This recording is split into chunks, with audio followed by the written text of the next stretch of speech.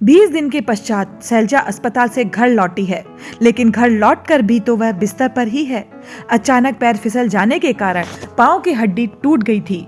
जब से वह बिस्तर पर है, तब से उसकी 18 वर्षीय बेटी सुलेखा ने अपने कंधे पर सारी जिम्मेदारी ले रखी है। घर में खाना बनाना, फिर माँ के लिए टिफिन भरकर अस्पताल ले जाना, उन्हें खिलाना, बैक पेन देना, उनके शरीर को स्पंज करना, कपड़े बदलना, सारी जिम्मेदारी सुलेखा ने बखूबी संभाल ली। एक नन्ही सी जान और काम हजार, फिर भी चेहरे पर शिकन नहीं। इतने सब कामों के बीच भी अपनी पढ़ाई जारी रखना कोई मामूली बात नहीं है, परंतु सुलेखा ने उसे भी बखूबी संभाल लिया है, क्योंकि इस साल उसे इंजीनियरिंग एंट्रेंस एग्जाम देना है। शैलजा को चाहे कितनी ही तकलीफ हो, वह अपने चेहरे पर मुस्कान बिखेर कर अपनी बेटी से कहती, अब थोड़ा सा आराम कर लो बेटा, इतना काम करने के पश्चात फिर पढ़ाई के लिए बैठ गई हो, शरीर को भी तो थोड़ा सा आराम देना जरूरी है। माँ की तकलीफ देखकर सुलेखा की आंखों में कई बार आंसू आ जाते, परंतु माँ के सामने वह अपने चेहरे पर दुख का भाव आने नहीं देती। वह जानती है कि अगर मेरे चेहरे पर उदासी की काली छाया जरा भी दिखी तो माँ भी दुखी हो जाएगी।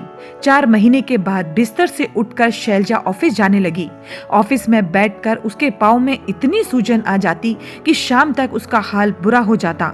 घर आते ही बेटी प्यार से कहती, माँ आप थोड़ी देर लेट जाओ, आपको मैं चाय बनाकर देती हूँ, फिर उठकर चाय पी लेना, पाँव की सूजन भी कम हो जाएगी।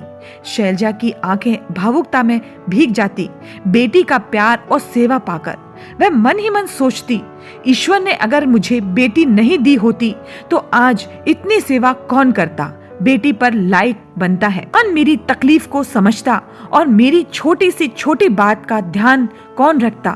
परीक्षा का परिणाम आया तो सुलेखा के चेहरे पर खुशी न देखकर शैलजा ने पूछा, क्या बात है बेटा, इतनी उदास क्यों हो? आओ मेरे पास आकर बैठो और जो भी बात हो मुझसे कहो।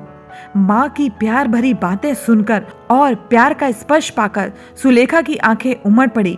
माँ मुझे क्षमा करना, मैं आपको खुशी नहीं दे पाई, मन मुताबिक मेरा रिजल्ट नहीं आया है।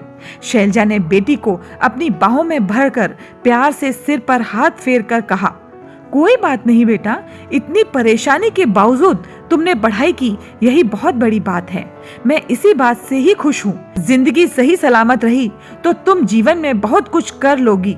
मुझे पता है, तुम्हारी हिम्मत को देखा है मैंने। कभी कभी परेशानी से मेरा मन डोल जाता था, पर तुम्हें अपने निश्चय पर अडिग देखा है मैंने। तुम्हें जो आत्मविश्वास है, वह आत्मविश्वास तुम्हें जीवन में प्रगति के पथ पर अवश्य ले जाएगा।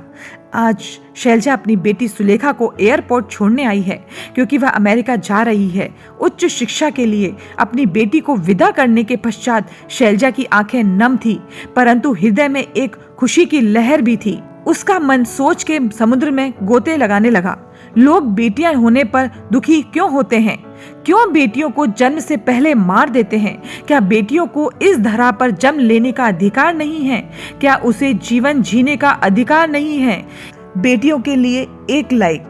बेटियां तो वह संपत्ति है जो किसी किस्मत वाले को ही प्राप्त होती है। कब सीखेंगे लोग बेटियों की कद्र करना? हे ईश्वर, तुम्हें कोटि कोटि धन्यवाद। तुमने मुझे एक बहुमूल्य रत्न मेरी बेटी दी है।